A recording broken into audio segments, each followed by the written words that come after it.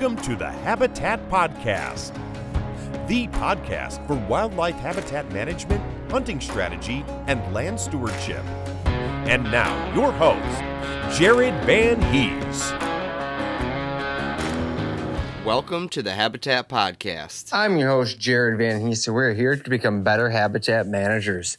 Welcome back, everybody, to another great episode of the Habitat Podcast. Today, I have my good friend, Andy Hutchins, with the Deer Camp podcast, and his episode with my other good buddy, Matt Zahl, Habitat Podcast West Michigan representative. Guys, Matt and Andy are two of my great buddies. We're going back on a Deer Camp episode here. I was on spring break last week. We have some awesome more content coming for you next week here at the podcast. Today we're talking about Matt and his 30 acres in West Michigan. We're talking about apples and chestnuts, bedding and keeping mature bucks on your property, adding doe bedding, bow hunting, getting involved in that later in life, our crossbows, traditional versus crossbow hunting, compound hunting, and then we talk about some new Michigan regulations that have been kind of brought on recently. And just another awesome podcast relevant here in this time of the year. Now, both of these gentlemen, along with me, are going to be at the Deer Hunter Collective this weekend in Mayo, Michigan, Saturday, April 5th, up in Mayo, starting at 11 a.m. Check out all of our social media for a way to register, get tickets, and come see us. It's going to be a live podcast event. We're going to do 2 or 3 podcast sessions there at the event. Beer, pizza, gifts, the whole thing, giveaways. It's going to be amazing. Can't wait to be a part of it and very happy. We're going to have some Vitalize Seed up there too for those who are interested in picking up their spring food plot seeds. So thank you again for tuning in. We have some cool guests coming soon. We're going to talk with Al at Vitalize Seed coming up for spring food plots, everything spring food plots and TSI work. He's been doing a ton of TSI on his Ohio farm. And then we have another guy in West Michigan coming on soon, talking about some wildlife maps, mapping your property, and some habitat learning experiences going on in the near future. Guys, I want to thank everybody who's been leaving us great reviews. Really appreciate you guys, and I want to thank the Patreons. Our Patreon group is firing off. We have another new member this week, Jared DeWitt. Thank you very much for coming on, Jared. I've known Jared for a while. Corey Sullivan, new member as well, joining recently. Guys, we just announced our first ever Patreon event, and we have been planning this since, I think, December. We had to get a bunch of details going together. We are hosting a Habitat Podcast Patreon hunt with one of the very first patrons, Scott Limer, down in West Virginia. We'll be doing that in early October. If you're a Patreon member, you can qualify for this hunt. It's booking up fast. We're going to have a blast and can't wait to go hunt a brand new state. Bring the latitude saddle down there, bring some seed down there, have a good time, and just cut up at Deer Camp in early October. Something I look forward to every year is Deer Camp. And the more I do the podcast and meet special people like Scott and people in our Patreon group, it's just awesome. We are having a great time, and we're going to be doing this year after year. So check out the Patreon group. It's $10 a month, and we do a video message chat, if you will, where we're talking habitat all the time. Like, these guys are my new friends who, they're just like I am, but in other states. So, I never would have met these guys had I not started the Patreon. So, really excited to do that. Really excited to keep growing. So check it out. Scroll down in the show notes. You'll find the link to the Patreon group. And we appreciate everybody who supports the podcast. This is just another way that you can get closer. You can get more. You can, become a patron. And it's just good old-fashioned habitat fun. Next thing I want to mention, a little update on the Northern 70. There have been some severe ice storms up there, the worst that the linemen have seen in their whole career, 30 to 40 years up there. The HB 70 is still without power. I still have about a foot of snow on the ground up there. My tractor's there, ATV's there. I'm wanting to put switchgrass down with a downburst cedar. I still have a little while to wait. But that's kind of the update of what's going on up there. It's a long winter a long winter up there. The HP 40. I had a gal out again from the U.S. Fish and Wildlife Service today. She visited the 40. We're talking about some plans there to improve some of what the natural wetland is on some of the property and help with some of the water. Just doing cool things behind the scenes here, guys. I have more content on all this coming soon. Just the planning stage and the executing stage is taking longer than I'd like, but y'all know how that goes, especially if you've ever hired a logger, you know how that goes. So appreciate everybody once again. Thanks so much for the great reviews. I'll be sending out free decals to everybody who leaves us an awesome 5-star review and a little paragraph on iTunes. If you have not got your decal, please just email me, info@habitatpodcast.com or jared@vitalizeseed.com, and we're going to get you taken care of. All right, guys, let's get into it with Matt and Andy. We're talking small parcel habitat management and some of the toughest hunting here in Michigan. Guys, I want to tell you a little bit about my friends over at Morse Nursery. I've been planting Morse Nursery trees from their nursery here in Michigan since I've been doing habitat work on the 15 acres.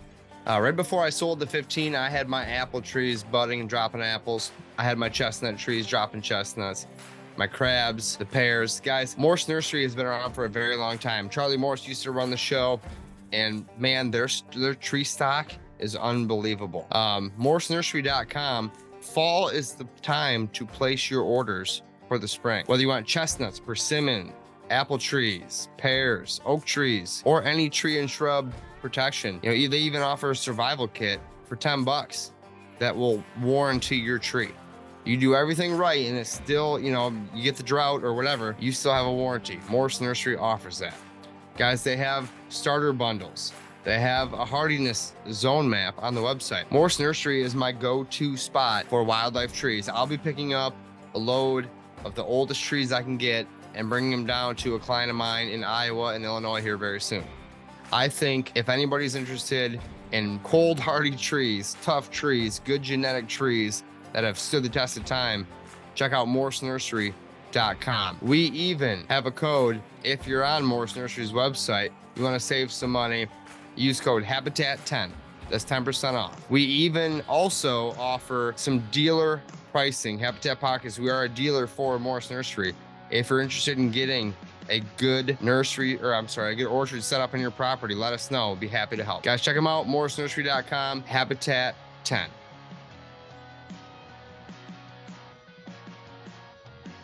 All right. Hey, and welcome back to another episode of the Deer Camp Podcast. This week, I have my friend Matt Zahl. Matt Zahl is a habitat manager, a big buck killer, and an all-around good guy. Matt, what's happening, man? How you doing tonight? How's it going, Andy? Good to see you again. Yeah, you too. No, it hasn't. What was it? About 3-4 weeks ago, we were on about 3 inches of ice trying to catch some fish. Well, some other guys caught them all. Yeah, some other guys caught them all. It was apparently a very kind of hush-hush secret, but we still ate good that night, though. We sure did, man. That was delicious. So what's new? How's the family? How's everything going?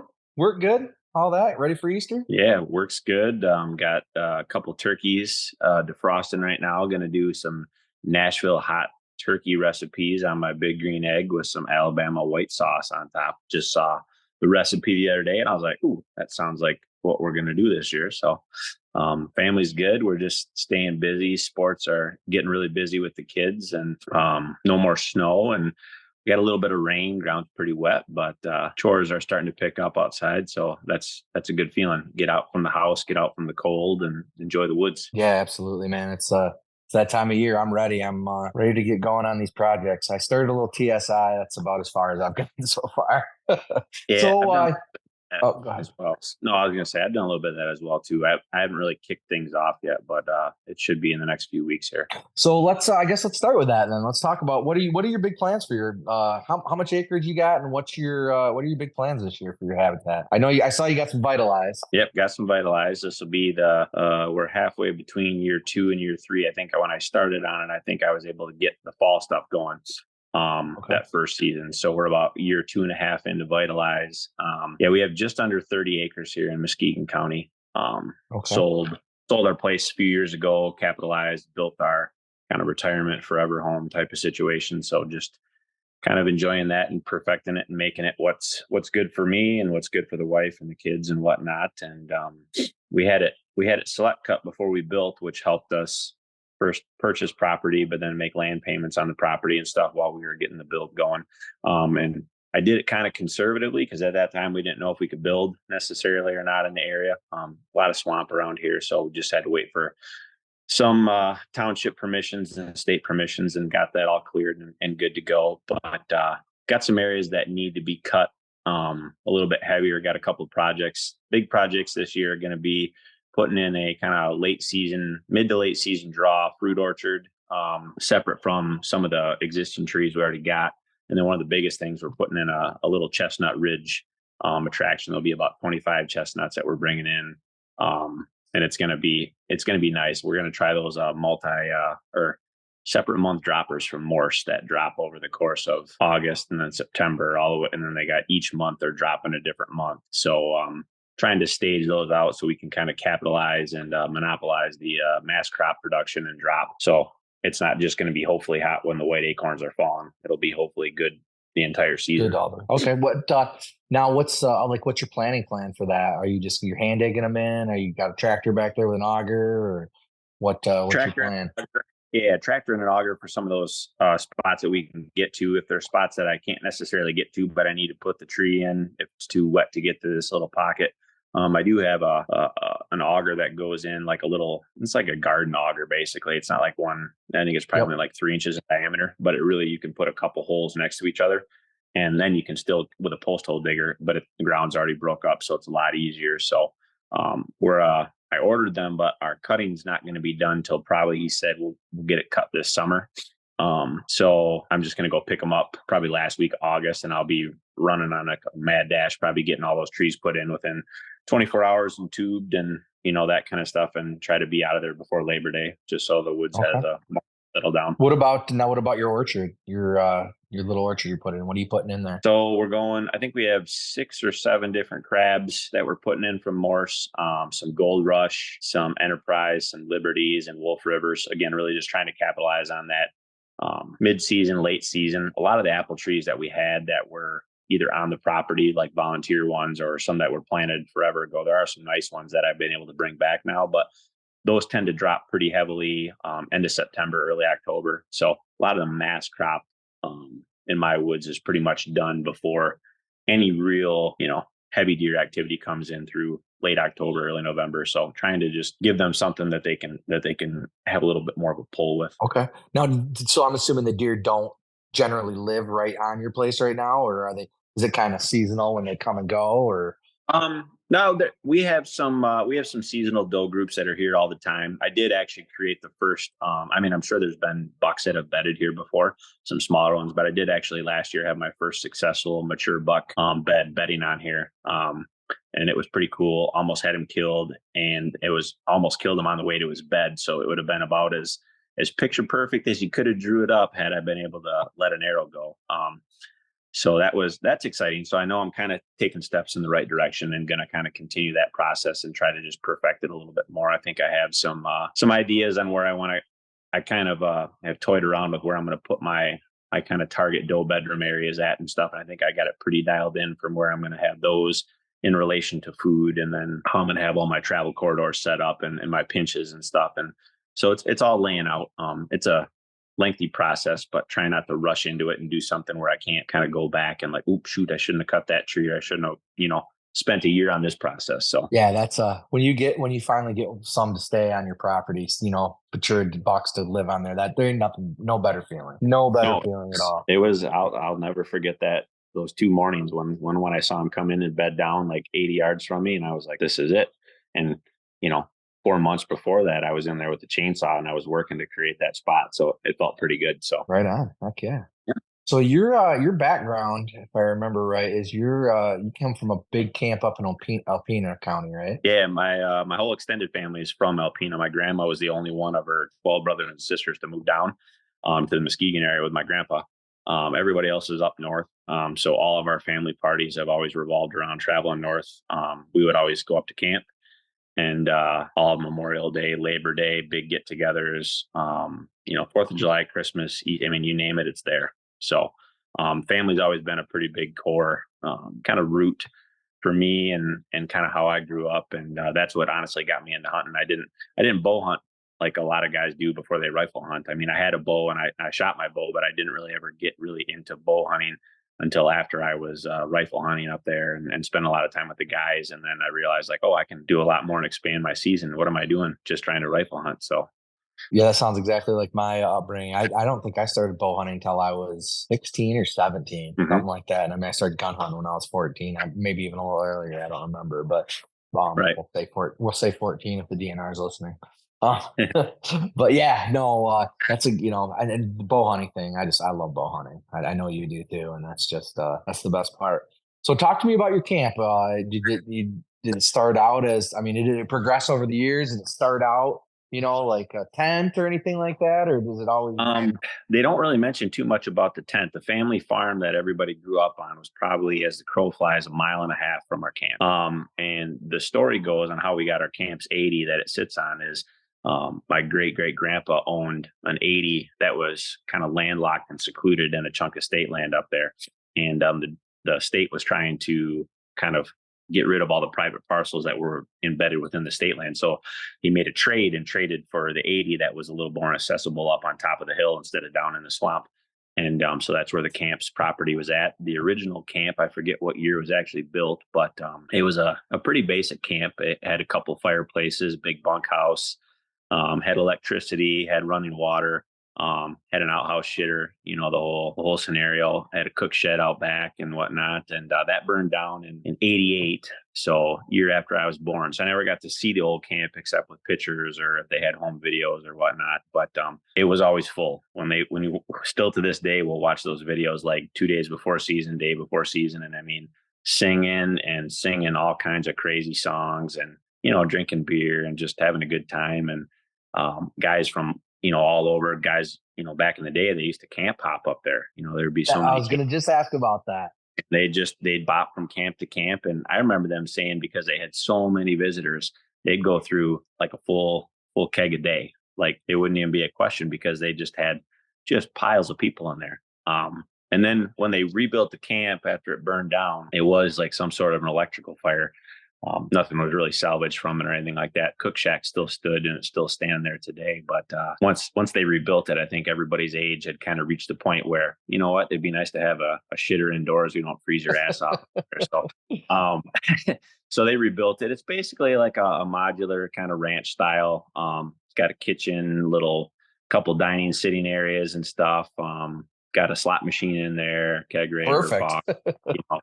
All that stuff. And then we got 16 bunks in the back basement, got some ping pong down there, an old pinball machine, washer, dryer, just in case you get rained on. But it's a little piece of heaven and we love it. But we sit probably 11, 13 guys for the opening week. So are most guys going on state land at that point, or do you guys have blinds set up on the 80 there? There's 3 blinds on the 80.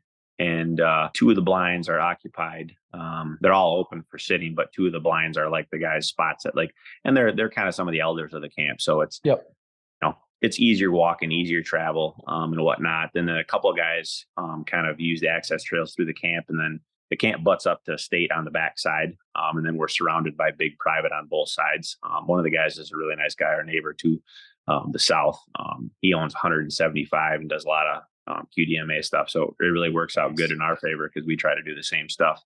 And then, the rest of us, there's a couple guys that have, or there's one guy that goes to kind of his 40 that he owns between him and his son.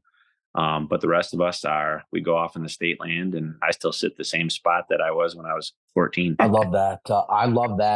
That historical spot, I mean, that's how I grew up. We had the typical rifle camp of, 3 days before season, you'd go out and start throwing your bait out, and then you'd go rake your trail into your blind, and then you'd go sit in your blind opening morning until about 9. Then you need to get back to camp because you sure didn't want to miss that first breakfast, Oh yeah. So yeah, no, I love that. Speaking of breakfast, there was a story at the old camp where one of my great uncles, who's passed now, they got a new grill and he was seasoning the grill outside, and he woke up at like 2 a.m, night before the opener, or maybe it was opening morning. He's seasoning the grill with all this oil and the thing on full tilt, and it's just smoking. All these guys come running out of camp in the middle of the night because they think the camp's on fire. And he's sitting there with a beer and a cigar. He's like, relax, I'm just seasoning the grill, boys. Go back to bed. And I swear that story is probably told in length every single year, and it's just funnier and funnier every single year. But we still got 3 of my great uncles that 2 stay out at camp, and then 1 lives still on the farm, and he's out on a pretty nightly basis. But they're 87, 89, and 94, so it's good times. Diehards. Heck yeah, that's great, man. I love that. That's I started doing this basically because of that. I wanted that family camaraderie. Hey, let's go to camp, and that's and I want my kids to have that because I miss it. It's a for sure thing that I miss it. So yeah, okay, that's great. Now, are your kids? How old are your kids? I guess before I ask. My boy will be 6.5 this summer, and my daughter will be 4 this summer. So okay. So your kids are about my age, or my kids' age. Are they? They've shown any interest in the hunting? Yeah. My son, he's gonna be he's already talking about when he's getting his first guns and this and that, and he's shooting. He said he thinks he's gonna shoot a turkey this year, and I was like, well, you'll probably be with me, but I was like, you might be just 1 more year shy of getting you on a 410 and actually letting you pull the trigger. But he'll definitely be with me. He turkey hunts with me the past 2 years on some mornings, and then deer hunted with me last year. I don't know, probably 5, 6 sits or so. We saw a buck 10 and doe last year at the house, which was pretty cool. And it was a 1.5-year-old 6-pointer, no brows, but it would have broke every rule that I had. But if he would have came in, I'd have smoked him when I was with my son. Yeah. I wouldn't have hesitated for that moment. He's like, Dad, you see that doe out there? And I was like, yeah. He's like, we gonna kill her? I was like, well, if she comes by, I will. But I was like, she's by herself. She's kind of acting a little funny. Her tail's acting, it's kind of straight out. And then sure enough, he popped out, and I was like, buddy, you see the buck? And he's like, oh yeah, let's get him. So I don't think we'll have to try very hard to get him looped in. He loves camp and he loves his grandpa, and I think he'll fit right in once he's of age and can get up there and handle all the shit talking and all the other bullshit that goes on. Yeah. I got a funny story about that. It was 2 years. Yes, not this year, but last year I had my son with me opening day. We were sitting in the blind and we were sitting all day, which I blew my mind you could make it that long. But we had a buck come out, and it was a nice buck, and it was I struggle with rifle hunting because I don't know. I get so flustered. I can take all the time in the world with my bow, but you give me a gun and a buck, and I'm like a little kid fumbling around, dropping shit. It's just so I scoped myself trying to shoot this duck. I scoped with a 300 mag, and I've got a ring. You can see like it hit like halfway on my face, and but blood, and I don't know I'm blood, and I'm leaning over because I shot out the front window first. I need to get out of the side window, and my son was sitting to my left, and so I had to get over him to shoot. Well, I'm leaning over him trying to shoot this deer, and I'm pouring blood on him, but I don't know this. And he's just sitting there, just like taking it. And after I shot again, and I sat back down, and I'm like getting my bearings. He's like, Dad, you're really bleeding. I'm like, what do you mean? He goes, you're really bleeding. That's funny. Yeah. I think it's something. It's like about the rifle for me. It's you hunt so hard in bow season, and everything has got to come together just so perfect. And there's a lot of times that we pass on opportunities, and you're like, "Ooh, should have done that," or if I'd have just set up 30 yards away in this saddle over here, if I'd have done this, if I'd have done that. But there's something about having a rifle and knowing that I can reach out and touch them if I can see them. There's only a select few circumstances where I'm not going to be throwing lead and probably killing a deer. So I think it's just, for me, it's that knowing that you can kill anytime when you have a visual sighting versus a bow. You might see a deer 80 yards out working in. You got some time to compose yourself a little bit. You know that it's not going to happen until he gets within 40 yards. So, Yep. For some reason, it's like the second I see it, it's like the clock's ticking down. I got to hurry up and get that. I mean, it's just, and I've tried to talk myself down, and it's like, nope, you're just going to do something stupid. So there you go. I mean, there's been years I've been like, I'm done rifle hunting. I can't do this anymore.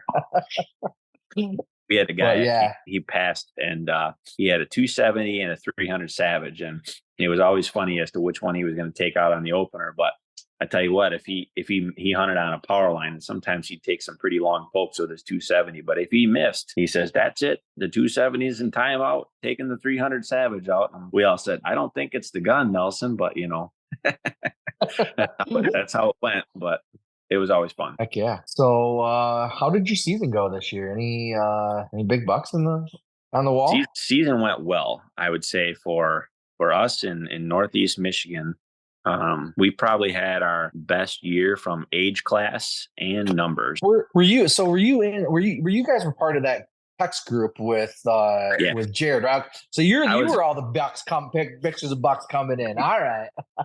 Yeah, so I think I kicked it off in the group. I shot my buck it was my first ever opening day deer, regardless of gun or bow. First one I ever killed. 8:30 in the morning, he came strolling off the dried up lake bog and came to the end of my lane and let him have it. He almost ran me right over where I was sitting underneath my balsam tree. I almost put another one in him on self-defense, but he kind of veered off and I saw he was hurting pretty good. But yeah, I got it started that morning. I think I killed opening morning, and then two guys killed opening night. And then it was like every day there was at least one or two killed morning or evening sits. I mean, we were busy dragging and drinking and partying and celebrating, but it's a little more tame now because I made a comment. I was like, if you guys would have had like the first 2 days of season, like 30 years ago, you guys wouldn't have made it out to the blind on day 3. You guys have been too long.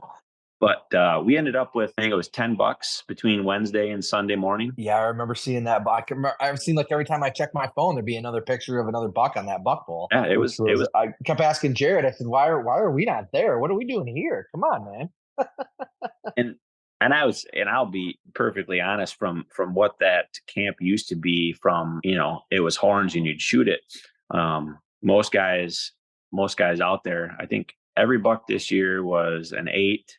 We had 2 9s. And I think we had probably an average age class. The majority of those 8s were respectable 2.5-year-old Northern Michigan deer. And we had, I think, 2 3.5s and one that we put at 4.5 based on body weight. He was the last buck killed and he dressed at 196. So he was a big deer. So we did really, really well this year. Really happy with it. I mean, just seeing that, my great uncle, he's just grinning ear from ear. He shot a buck, and it's kind of cool. So him and there's let's see. There's one guy at our camp now who's not, or 2 guys at our camp that are not blood. Blood or married into blood type of situation. And one is my great uncle's old army buddy. They were stationed down in Grand Haven together, and they've hunted. He's been a member of the camp ever since. And they've been trying for 60 years to kill 8 pointers on the same day together. And you would have thought it would have happened in 60 years. It had not. I mean, they'd kill bucks on the same day, but not 8 pointers together. And this year they killed 8 pointers together on the same evening. And you want to watch like a couple kids in the candy store right there. I mean, they're both 87 years old, and you thought they were like 40. It was good. Awesome. Yeah. That's awesome. So what about plans for this year? What are you going out? Do you go to state at all? I mean, are you mainly just a Michigan guy? So I've never whitetail hunt. Well, I take that back. I went down to Alabama. I got a good friend of the family who's got a big camp down there. I went down there a few years ago. I was so nervous about not shooting the right buck. I had tons of deer in the field. And then I got back when he picked me up later on after dark. I was telling him about it. He's like, "Why didn't you shoot?" And I was like, "I didn't want to shoot the wrong deer."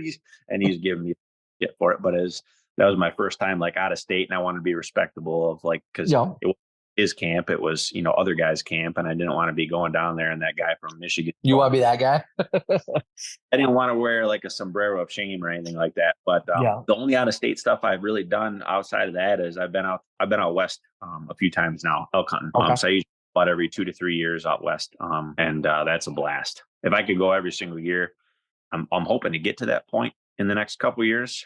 But that's a big ask for my wife when I go out there for 2 weeks in a row and don't have a lot of good cell service and only in reach to communicate with her.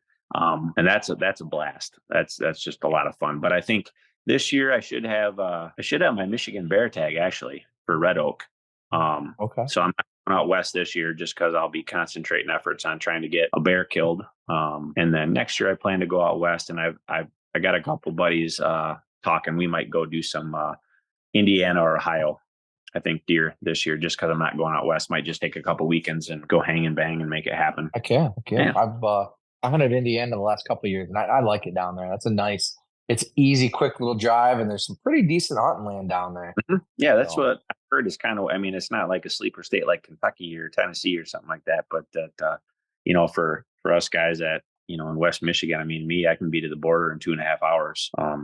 I can almost get up in the morning if I had my spot dialed in, and get up at 3 a.m. and drive down there and, hunt for it would almost be worth it depending upon the conditions and everything else. So it's pretty good. Yeah, heck yeah. So, what else we got here?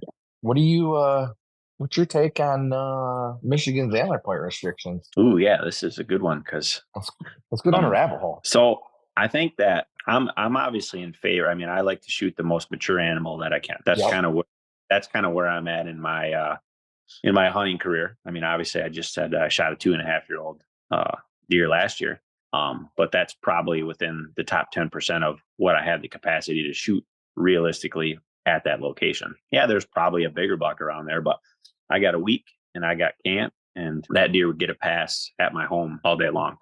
And I know that can be kind of a controversial topic, but I think like if I have my goal set on a 4.5-year-old deer every year, but I only have a 3.5-year-old deer, like I'm not going to give up the memories and the hunting and the actual, like, I'm not going to give that up just because I have a goal of shooting a 4.5-year-old deer. Like I think I've killed a 4.5-year-old deer before. But I think where I sit on the antler point restrictions, I think it'd be hard at first for a lot of people for the first year to 2 years. And then I think everybody would forget about it because it would do exactly what like the Northwest 13 does. We actually had a trial of APRs and not a lot of people remember it. And it was Alpena, Alcona, and maybe Escoda County, I think, because we're in the TB zone over there. Mm-hmm. And they did a trial and I think it was 2010, 11 and 12 or 11, 12 and 13. And I remember the third year of that, I saw more bucks in 3 days of hunting than I think I've ever seen. And I shot actually, I think he's still bigger than the one I shot last. I think he's my biggest buck. I think he was a 3.5-year-old dressed at like 178. Is a nice, good Northern Michigan deer. Mm-hmm. And so that firsthand tells me that I mean, the math says it's gonna do work, but I'm not a guy that says like, well, if you want to shoot a spike horn and that makes you happy, I'm not going to be the guy to tell you no or shame you on a spike horn. And, that's it. To me, it's about doing the best that you can do. I know there's guys that will, I need a piece of meat, and I know that whole argument and shoot a does and, you can shoot does and all those other things. But, if there's guys, I mean, I always see that quote, I think, come up every single year. And it's like the guy that works 2 jobs and got 2 kids and got this and that, and he's got a rusty old shotgun, and he goes out and he shoots a spike horn or a 4-pointer or something, and he's happier than a guy that shot a 160 and it was a 175 type of thing. And I'm like, you know what? Like, that's just as cool as somebody shooting a booner. If that's what drives you and that's what keeps you in the sport, I'm all for it, because there's a lot less of us in the sport now than what there are, or what there were 30 years ago. I feel that same way. Hey guys, Al here, Vitalize Seed. I hope you all are doing well. So we got a lot of new things happening at Vitalize this year, and I wanted to highlight some of those. First off, we got a brand new website. We just added a chat feature to that website, so you can get your answers to your questions in real time or as fast as possible. Those actually come directly to us, so we can answer those questions, as well as has some auto answer features for those frequently asked questions. So trying to further increase the customer service that we offer. Number 2 is we are offering bundles now. So we got a lot of questions about people trying to piecemeal things together. So we took the guesswork out of it for you. You want a fertility bundle? Add that to your cart, and it gives you all of our natural fertility products in one place. We also are adding bulk pricing. So been asked about this in the past, and we've done some kind of one-off things. But for those people who are buying 5, 10, 15 acres, depending on the product, we're going to be offering some bulk pricing options for that. So right now we got that up on Nitro Boost. We also are going to have that up for the Clover, Chicory, and Oats offering, and might expand that to other offerings as well. Other things are new products. So we got our annual clover. That's a fantastic product for frost seeding, and also for this early spring, especially for those who still want to plant Nitro Boost. You want to get that annual clover established, you could go in and drill your Nitro Boost right through it, broadcast through it, mow it off, spray it off, etc. We got our premium clover plus. I'm using that on all my logging trails. That's a fantastic product. I'm also using that often with our Clover, Chicory, and Oats mix. So I might use Clover, Chicory, Oats in the first year on my logging trails like I did last fall. Let those oats come in, they'll die off, and then I can frost seed my premium Clover and Chicory over top of those trails now. So those are areas where I want a perennial crop growing. So I'm using that mix. And then we added our brassica mix as well. We, of course, have our seed feed and seed armor. Those are selling fantastic, and various other products, guys. So please check us out at vitalizeseed.com. We sure do appreciate you, and we're looking forward to a fantastic 2025. So so I'm in Leelanau County, and we were the first APR in the state. I want to say it was like, if it wasn't late 90s, it was early 2000s, like early 2000s. And I remember like year 3 was like banger year, just in the newspaper, just full of giant bucks. And then it stayed that way for a few years. And then it seemed like we had a little dip, but then it came back. And I'm a huge proponent of it, an absolute huge proponent of it. Especially like you said, and like you said about the, you're not going to shame somebody. Yeah, to each his own. You bought that tag, you do whatever. My only complaint is I sure don't want to hear you bitching about not shooting a big buck when you shoot a little one. Oh, exactly. And I think like that hits the nail on the head. If you're going to pull the trigger, you can't talk about what you wish you shoulda, woulda, couldas after the whole scenario. It's I don't think there's. I mean, obviously the NRC, DNR, they have their own opinions about what would happen, and yada yada yada. But I don't think there's anybody that has looked into the research and has looked into that stuff that said APRs would not produce an overall better age class and age structure of deer.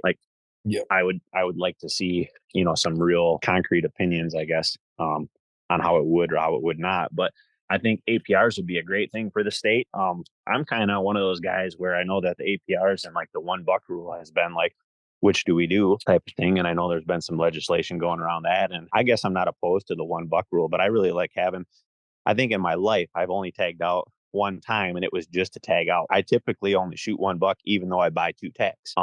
And it's because you want to keep it's the just in case principle, yes. If in my first buck, if I shoot a really nice one, like typically I'm saying my second one it's got to be just as good, or it's got to be bigger, and that's the reason why.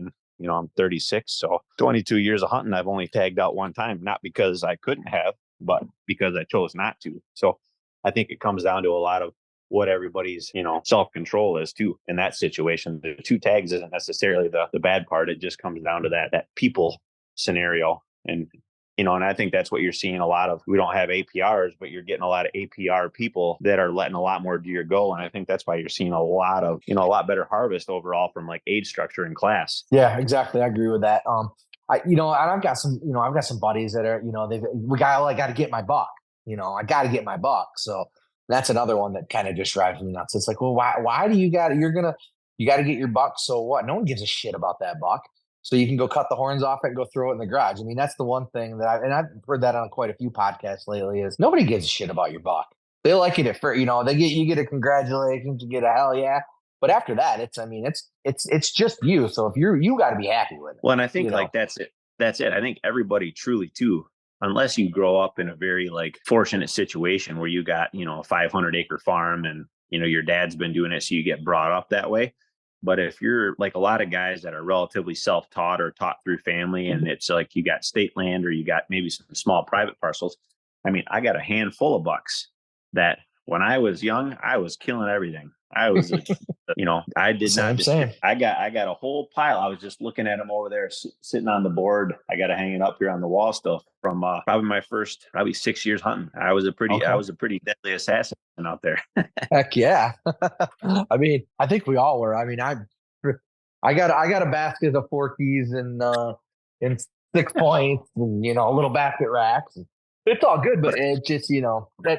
It's all in what you want. I'm an opportunist on a hunter. If that buck makes me happy and I see it, I'm gonna shoot it. Whether it's And I also don't regret it, because at the end of the day, there's a lot of life lessons that you learn from harvesting an animal, regardless of the size. I mean, if you're trying to hunt a 4.5-year-old deer, my kids just got home. If you're trying to hunt a 4.5-year-old deer, you're hunting that deer differently. You're hunting a 1.5-year-old spike horn. But when you're talking to people that like myself when I was younger and I've, never killed a deer, my first buck was a little, he might have had a 6-inch wide spread, 6-pointer. And I was 14, dropped him right in his tracks. My dad was sitting right next to me. I wouldn't trade that moment for anything. And when you haven't harvested a deer before in your life or an animal before in your life, doesn't matter what it really is, but man, you learn a lot every time you make a harvest. And even if it's not just a harvest, I learned how to gut the deer. You learn how to, how many of those deer I was by myself. And, if I didn't shoot that first one with my dad and he didn't teach me a little bit, like I'm not going to necessarily learn and have the confidence by the next kill. And then, you kill 6 or 7 deer,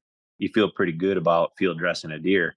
You don't have to worry about it. So if I'm holding out for my first deer to be this thing that everybody portrays it out to be, and if you haven't got a kill on the ground, go get a kill on the ground. You have your whole life to set those goals and chase those goals. And as long as you're continuing to get better as a woodsman and as a hunter, that's, in my opinion, that's all that really matters. But the kill anymore for me is, I don't get me wrong, I enjoy every bit of it, and I'm not trying to downplay it at all, but man, just everything else that comes with it is just, Yep. I'm having more fun getting stuff set up for my kids and all that. They're not there yet, but my time's limited. I know here within a few, 3-4 years, I'm not gonna be getting the good spots anymore, and I'm not gonna be, I'm gonna get out for a few bow hunts, and my kids are gonna, I'm gonna put the rifle probably away, and here we go, kid, let's go. 100%. I see that, and that's like the whole premise of like what we were talking about earlier, and like the habitat projects. Like I know realistically how long fruit trees and how long chestnuts take to mature. And I know how old my kids are and stuff. Everything I'm doing now is so that when my kids are of hunting age and they have an interest, I want to make it more exciting and more enjoyable and maybe a little less effort involved than what I had to do. There was times when I was 14. I remember I was 15 or 16. And didn't know too much about like always having to go, if you're not on deer, go find deer type of situation. And I was like, I'm just going to sit tight and wait this out. Oh. And I couldn't take a ton of time when I was in high school. I couldn't skip a ton of school. My dad did let me skip quite a bit, but there was a couple seasons where I got skunked. I saw 0 deer, and I was a teenager, and I know there's a lot of teenagers where if you get skunked one time, you're like, this is dumb. I'm not doing this anymore. But it helps at the camp, and it helped having the camaraderie, and it helps still having guys killing deer, and you're a part of the drag and you're a part of the celebration. So that's what kept me in it. It was almost a different time kind of back then. At least for me, it was almost, it was that you had your spot and you just ground it out. You'd go sit in the morning, you go sit in the evening. And that was, that's how you hunted. You didn't, you might go sit somebody else's spot if they shot one and they wanted you to go sit in their blind to see something different. But other than that, it was, you would go to your spot, you would grind it out, you would sit there all season long, and you didn't care about your scent. You just went and hunted. You're saying stuff that just rings so true. But it's funny about that because, like I said before, I've been sitting under the same balsam for 22 years. I still to this day have seen my biggest deer on the hoof live in person with a weapon in hand to kill at that seat. Like anybody would have shot him in Iowa all day long. Like we're talking, I'll probably never see a deer that caliber in Michigan ever again, at least from a weight, maturity. He probably would have scored maybe upper 140s, but just a staunch of a deer. And that was like not too terribly long ago. So there's always good deer out there. There's always big deer out there, but there's not a lot of hunting pressure anymore. And it's big woods. My dad and I walk a mile back, and we're the only 2 guys that are back anywhere close to us. So there's nobody pushing deer. If deer don't want to move, they don't have to move. And it's almost one of those things where even though you're walking in and out type of thing and you're leaving scent at the same time, if those deer aren't moving through there until day 4, they don't know you're there until they get there on day 4. And then you just got to catch them before they get a little bit onto your game. But I hear you there. Heck yeah. Well, in fact, we've kind of got through all our notes. You got any other things you want to chat about? Well, I could give you a little, this past year in bow season at the house here, I had, 2 good bucks that I was chasing. And neighbor and his son both end up getting them both killed during rifle season. But the one I was talking about earlier that I got that I created the buck bed for him, I can give you a little story on him. I ended up having him at about 10 feet from my tree. So, oh man, we've all been there. I was hunting. I think it was a Friday, and I was sitting in one of my towers, and as just observation, had a safe wind. It's a perfect bulletproof access. And cell camera went off, and there was a big buck coming through. And I was like, oh, geez. That was my closest camera to me. So I spin over, get ready, get the window ready.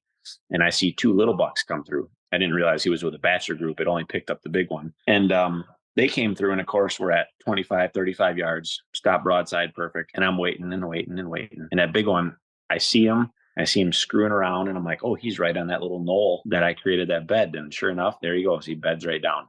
And this was at like 8 something in the morning, 8:30 in the morning. So I sat there till noon, hoping he was going to get up and like stretch his legs or something. He didn't move. I could see him every once in a while when the wind would blow just right. So now I'm thinking, how do I get out of here and not blow them out? Because where my blind is in relation to the my actual road that my driveway's on, it's probably only 80 yards. And that's why it's such a sweet access, is because I can just walk the road, pop through the ditch, and I'm there. But it's in a nice pinch. So I get down, walk way to the north, walk across the road, get down into my neighbor's ditch on the opposite side, and I crouch below eyesight level just in case. Sneak all the way back down to my house.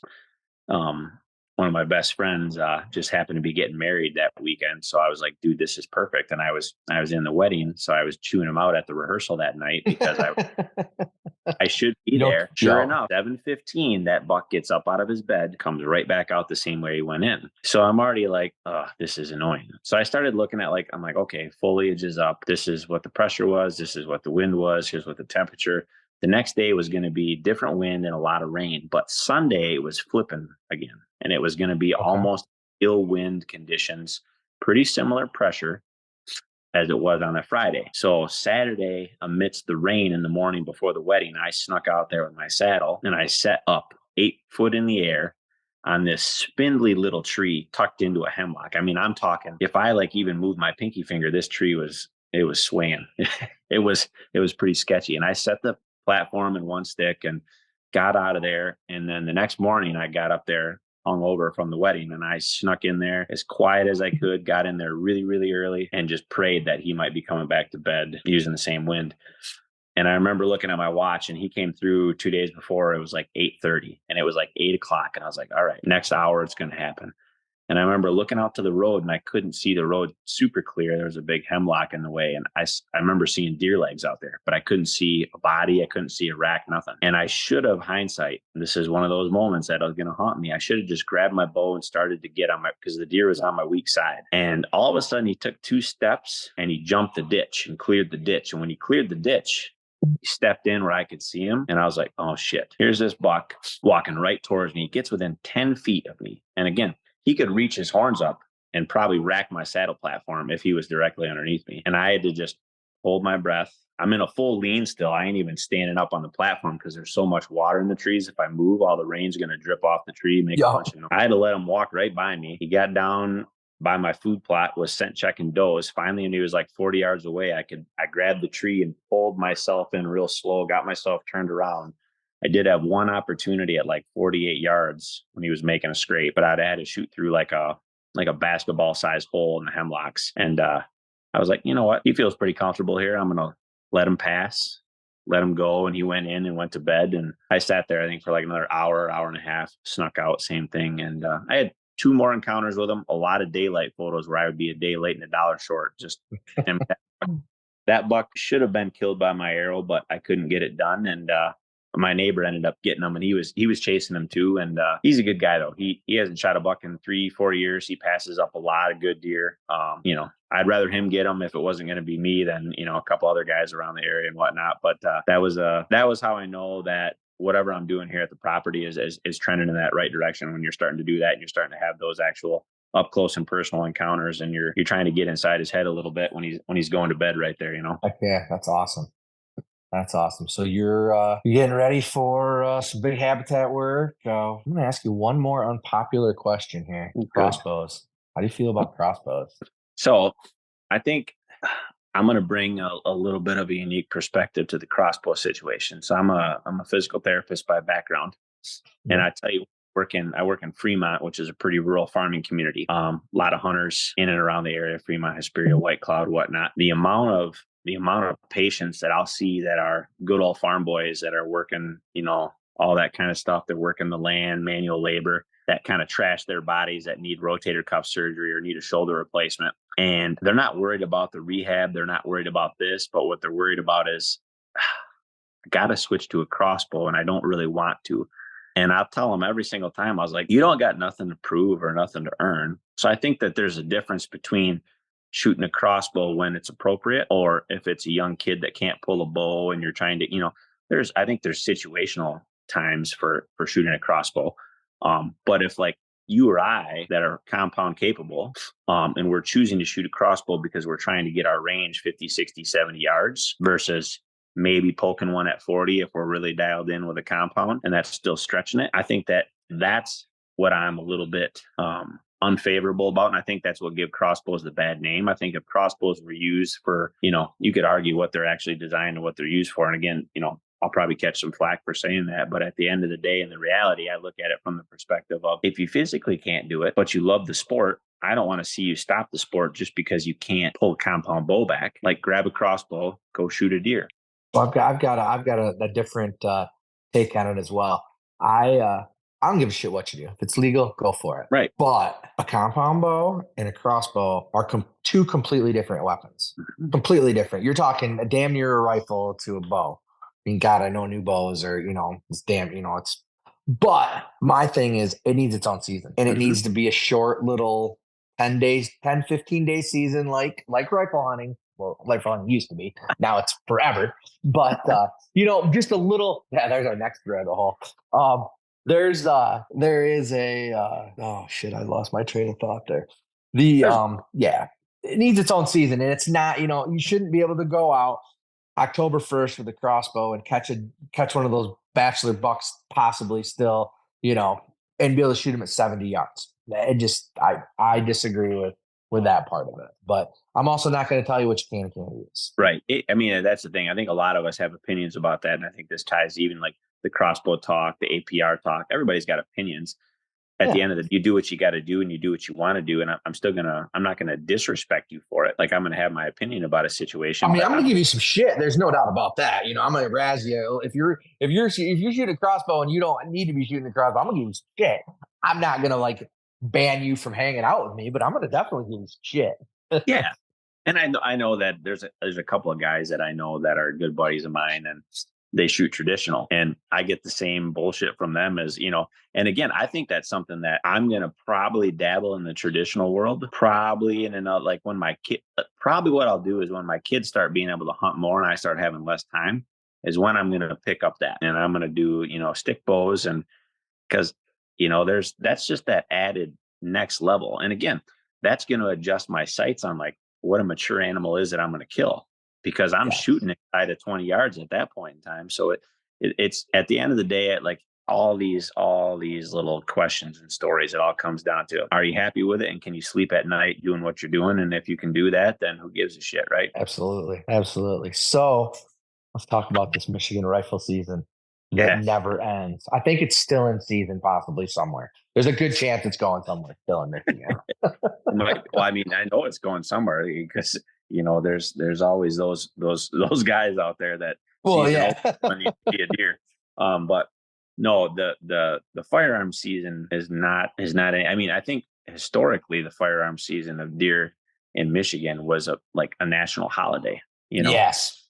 Like it would be like the guys at camp used to talk about it there was opening day of duck and there was opening day of gun. And those 2 days were like sacred, and now you can hunt with a firearm and let's just consider it November 15th and forward. Let's not even talk about like the early season stuff, which all have their purpose and their place again. But, just like everything, it takes a couple bad apples to make a bad reputation for a situation. But let's just say November 15th to the 30th of rifle. That's really all it should be and all it has been. If we kept Michigan tradition the same as it's always been, there's no need for any longer high-powered rifles or straight wall cartridges or anything like that. And then, I mean, as it is, muzzleloader, if you strictly use any legal muzzleloader, you're shooting inlines now. Most everybody, nobody's shooting old school, ball and pack in the powder and pour in the, nobody's doing that anymore. There's a couple guys that do it. But even shooting an inline muzzleloader, most of those things can shoot 150 pretty accurately. So it's like you're already shooting another form of a rifle, just not with the ability to shoot, multiple shots within a few seconds. So the fact that we went to this whole just any legal firearm from November 15th through January 1st for either bucks and does. And then once muzzleloader is done, and then doe harvest and late antlerless, it's like there's certain areas of the state, and I know that this is another one of those things, 10 does per person. There's certain areas of the state where people should buy 10 doe tags and fill them. Like, no doubt. If you filled 10 doe tags a person in Alpena County, you'd decimate the you wouldn't have a deer you'd have to drive to the next county to find one. So the last time I think our camp has actually shot a doe, I can't even recall. And it's not because we don't want to. We all used to shoot does. You just don't see them.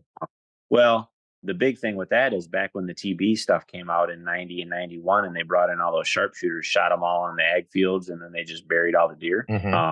That decimated populations pretty significantly. And granted, if you get out of the state land forest and you get into those surrounding ag areas, we have a couple guys that work with guys who have hobby farms and stuff, and they'll still get crop damage permits because they have a big concentration of deer right here. But you drive 5 miles away and it's a ghost town. Dude, they give those things away like candy. I used to get, when we were farming full time here, we have 50 acres total. I'm saying with the swamp and there's probably, I think we went 20 to 25 acres of actual ag land. And we would get 20 tags a year, crop damage tags. But you probably had them though, huh? No. If I'd have shot 20 deer, I'd never see another deer around here. Well, not necessarily, but it wasn't. They just gave them out like candy. But I mean, you had those that you wanted to take though that were upsetting your balance. So that's what I mean. That's what I meant. Yes. Not that you could have shot that you should shoot 25, but they gave you an overabundance of tags, but you still had tags to use to regulate your population. Yes, correct. See, actually, they took those away. I don't even think they have the ag permits anymore, because the last I got a letter, like I think 2 years ago, whenever they went to the 10 over-the-counter tags or whatever, they got rid of that, and you can just buy those. Yep. Well, and that's like around here. I mean, this will be my third year, third season hunting this place. Not sent an arrow, and I haven't killed a doe. And I actually tell you what, I've killed a turkey. I've killed a turkey and a coyote here at my own 30 acres. And it boggles my mind, because my one neighbor that killed that buck, he told me that if you were out here, he said 10 years ago, he says it'd be nothing to see 20 deer sit. And he says we needed to shoot, a few does per property owner every single year. And then he says there was a guy that had started up a deer camp, and guys came up and friends and family came up, and he says, I started seeing deer numbers just dwindling, and it's about like 1.5 miles to the south of me. And then they started shooting. He says he went there and he found out that they were shooting 8 to 10 does plus like 4 or 5 spike horn 4-pointers every single season, back to back to back. And when he talked to him about it, he says, well, yeah, we got to drop our does down. We're seeing way too many deer. And he's like, yeah, but what about the other landowners? Like, if they all shoot 1 doe plus you're shooting 10 to 12 every single year, it doesn't take much time. And so we're building that back up. I think this year I'll be able to finally shoot a doe from the trail camera data and observation sits and everything else. I just want to, harvest off your own land is something pretty cool.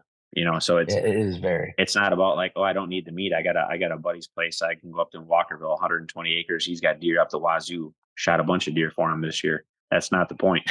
The point is taking one right here and going out and doing the retrieval with the tractor with the kid, and doing all that fun stuff. That's what it's all about right there. Well, hey man, I think we've been at this for quite a while. I appreciate you coming on tonight. We're definitely gonna have to do it again, because I can feel some more rabbit holes to go down. So. Oh yeah, absolutely. Thanks for having me on. It was always fun to talk deer and whatnot, and it was good to meet you this year at ice camp. Yeah, it's funny. It's we met 3-4 weeks ago, and one of those things. And that's the one thing I've really found in this space of all the hunters and everything like that. Man, you meet somebody and it's like these instant bonds and friendships of guys you think you haven't known, and you think you've known them forever.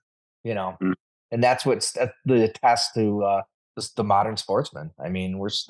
We still got some grit left in us, I think. Yep, and we just got to keep kind of carving that way for those future generations, so they can enjoy it as much as we. Absolutely. Well, I know you're doing it, and I'm doing the same. So, heck yeah, man. Well, if anybody wants to find you, what's your handles on social? So you can. I'm on Facebook and Instagram. Just name for Facebook, obviously, and then Instagram is just my last name, Zahl, 1MCZ. I don't post a ton on there, but occasionally if I do shoot a nice one, I like to give some tribute to anybody who helped drag it out and whatnot. But yeah, always a pleasure to be on and talk deer. And thanks for having me on, Andy. Heck yeah, man. We will do it again soon. Take it easy, man. You too. Take care. Thank you for tuning in to the Habitat Podcast. We really do appreciate you guys coming back every week to get this awesome Habitat content. And we would appreciate it if you went to iTunes, Spotify, wherever you listen to this podcast, and leave us a 5-star review. That helps us continue to grow and trend in the right direction, attract new listeners, and help us provide better content in the future. Guys, we have a website full of resources. We have a blog on the website. We have YouTube, Facebook, Instagram, all linked up at habitatpodcast.com. Our land plan services, merchandise, decals, hats, t-shirts, and I give away a free 5-inch decal to anyone who leaves us a review on Apple iTunes. Really appreciate it. I want to thank our partners, Downburst Cedars, Vitalize Seed Company, Morse Nursery, Packer Max Cultipackers, Stealth Outdoors, First Light Latitude Outdoors, United Country Midwest Lifestyle Properties, and Exodus Outdoor Gear. Thanks again, guys. We'll be back next week with another great episode of the Habitat Podcast. Thanks for tuning in.